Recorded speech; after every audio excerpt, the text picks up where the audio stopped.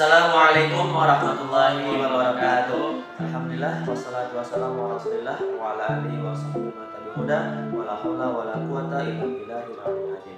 Perkenalkan, nama saya Ahmad Zafrul Karim Dan saya Muhammad Amin Putra. Video ini kami buat untuk memenuhi tugas akhir dari mata kuliah terjemah Al-Quran.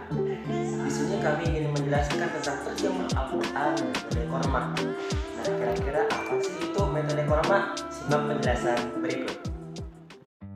Latar belakang metode Qorma. Sebagai seorang muslim, tentunya kita mengetahui bahwa Al-Quran adalah pedoman hidup kita. Al-Quran tentu harus dapat dipahami dan diamalkan. Namun kemampuan memahami dan mengamalkan Al-Quran masih banyak terkendala dalam segi bahasa, khususnya bagi masyarakat Indonesia dan umumnya masyarakat non-Arab. Salah satu penyebabnya ialah penerapan metode belajar yang masih konvensional. Padahal terdapat banyak metode praktis yang lebih memungkinkan seseorang belajar bagaimana memahami Al-Quran lebih cepat dan tepat.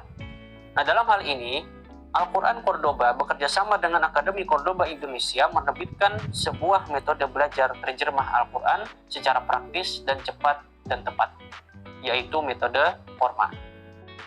Penamaan metode Qorma. Terbentuknya metode Qorma ini diawali dengan pembaharuan dari metode Al-Bana dan metode Tamyiz. Dengan diadakannya kerjasama antara Al-Quran Cordoba dan Akademi Cordoba Indonesia, lalu terbitlah sebuah metode belajar terjemah Al-Quran secara praktis dan cepat dengan sistem 3 hari. Biografi penemu metode. Penemu daripada metode Qorma ini bernama Rahanda Abia Abu Fatin yang lahir di Cirebon, Jawa Barat pada tanggal 12 Muharram 1402 Hijriah, bertepatan pada 10 November 1981. Beliau menempuh pendidikan dasar, umum, dan agama hingga tingkat menengah atas di Cirebon dari tahun 1987 sampai dengan 1999. Kemudian melanjutkan studi pada jurusan pendidikan matematika di UPI Bandung dan pendidikan agama Islam di Institut Agama Islam Al-Aqidah Jakarta. Saat ini beliau sedang menyelesaikan program pasca sarjana di UIN Sunan Gunung Jati pada program studi ilmu Al-Quran dan tafsir. Metode pembelajaran metode Qorma. Yang pertama, di dalam metode ini diajarkan menghafal kosakata yang ada di dalam Al-Quran, baik itu kosakata yang terulang maupun kosakata yang populer. Yang kedua, kosakata dihafalkan dengan lagu-lagu yang disesuaikan, kemudian diulang-ulang sehingga peserta tidak bosan dan metode ini terkesan praktis dalam menghafalnya. Lalu yang ketiga, peserta diajarkan huruf-huruf yang bermakna, yang mana huruf-huruf bermakna tersebut telah diklasifikasikan dalam tabel-tabel disertai dengan warna-warna tertentu. Yang keempat, peserta diajarkan tentang isim-isim, dan yang terakhir, peserta diajarkan tentang fi'il. Nah, di sini saya akan memberikan salah satu contoh dari Magic Song. Silahkan disimak. 2, 3.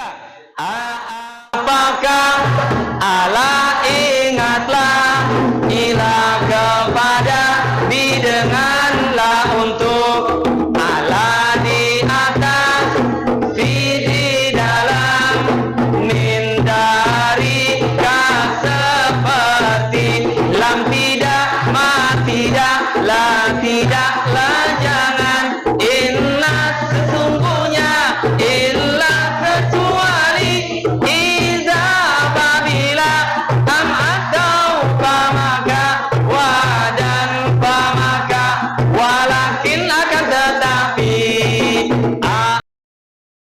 Adapun kelebihan metode ini, yang pertama, cepat menerjemah Al-Quran dengan praktis apalagi untuk para pemula. Lalu, mudah menghafal kosakata yang bermakna karena menghafalnya dengan sistem Magic Song. Mudah menentukan bentuk kata bermakna dalam Al-Quran. Dan terakhir, mengetahui akar kata dalam kurung mujarrad dari setiap kosakata yang ada dan mengetahui makna-maknanya.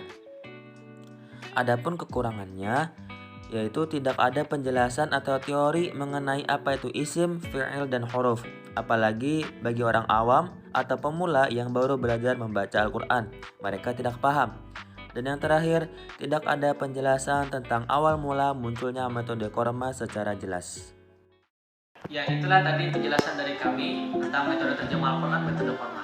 Semoga apa yang kita pelajari pada hari ini dapat bermanfaat bagi kita di kehidupan sehari-hari. Amin ya rabbal alamin. Sekian, wassalamualaikum warahmatullahi wabarakatuh.